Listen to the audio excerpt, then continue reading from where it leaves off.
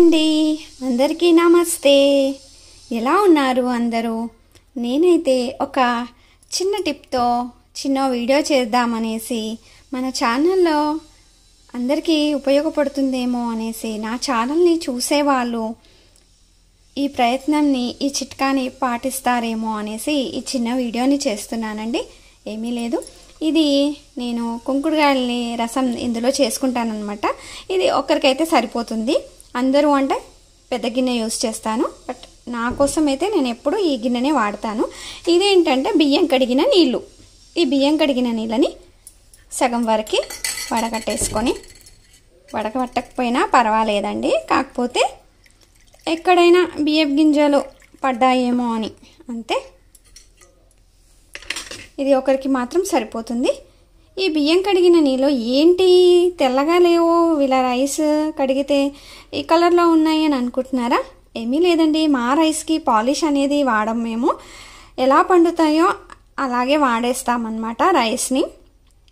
Polish అనేది మేము వేయించలేదు, so అందుకని ఈ కలర్లో ఉన్నాయన్నమాట రైస్.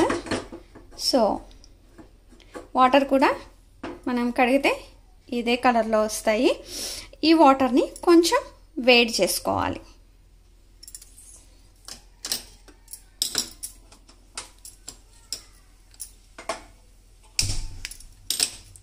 అవి వేడెక్కుతున్న లోపు నేను ఒక 10 కుంకుడుకాయల్ని తీసుకున్నాను.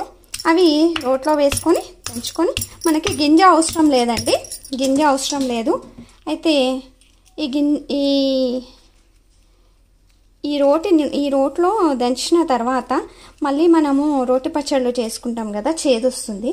సో ఏంటంటే మనం దీన్ని శుభ్రం చేసేసుకోవాలండి, లేదంటే రోటి పచ్చడి చట్నీ అనేది చాలా చేదుగా అనిపిస్తుంది. దీన్ని క్లీన్ చేసేసుకోవాలి. నేను ఒక 10 తీసుకున్నాను అనమాట. ఈ 10 కుంకుడుకాయల్ని తీసేసుకొని గింజల్ని ఇలా తీసేసాను. గింజలు అవసరం లేదండి. ఇవి గుర్తున్నాయా గింజలు మీకు? నాకైతే గుర్తుంది. మేము చిన్న ఉన్నప్పుడు ఇలా నేలపైన రాసేసి ఇలా పెట్టేదనమాట. బాగా సురుకంటేది మాకైతే. అలా ఆడుకునే వాళ్ళం వీటితోటి. నాకు గుర్తొచ్చింది ఈ వీడియో వల్ల. అయితే ఈ వాటర్ వేడవుతున్నప్పుడు ఈ కుంకుడుకాయల్ని వేసి ఒక 2 నిమిషాలు ఉంచి స్టవ్ ఆఫ్ చేయడమే. అయితే చాలామందికి హెయిర్ లాస్ అవుతుందంటే కుంకుడుకాయ చాలా మంచిది. ఇది వాడితే జుట్టు రాలడం అనేది తగ్గుతుంది. ఈ బియ్యం కడిగిన నీళ్ళలోనే ఎందుకు అనంటే, కుంకుడుకాయ వాడినా కూడా కొంతమందికి తలస్నానం చేసేటప్పుడు హెయిర్ అనేది ఊడిపోతుంటుంది అనమాట. సో హెయిర్ అనేది ఊడకుండా ఉండాలి అని అంటే నేను ఇది ఒకసారి ప్రయత్నించాను. సో అందుకనే ఫ్రెండ్స్ నేను మీకోసం ఈ వీడియో చేస్తున్నాను. ఇది వేడవుతున్నప్పుడు ఇవి తీసి అందులో వేసేసి తర్వాత చల్లారిన తర్వాత మనం తలస్నానం చేయాలి అనుకున్నప్పుడు ఏంటి అంటే, మనము వాడే షాంపూ ఏదైనా ఉంటుంది కదా, నేనైతే మీరా వాడేస్తాను.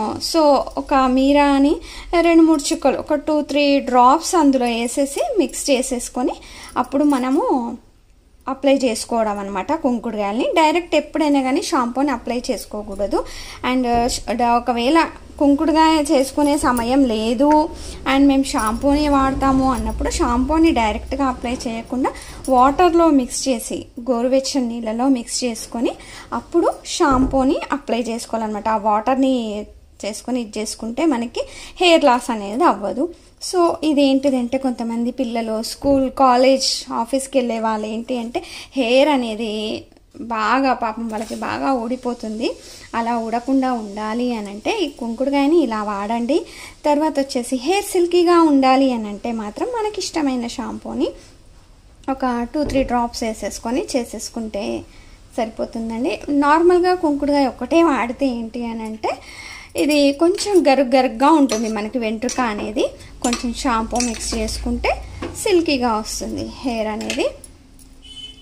సో ఈ టిప్ అనేది నేను పాటించాను, నా హెయిర్ అనేది ఊడిపోవట్లేదు.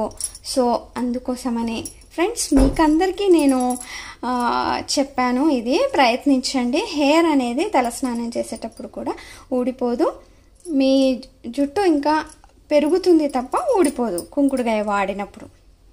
Thank you friends.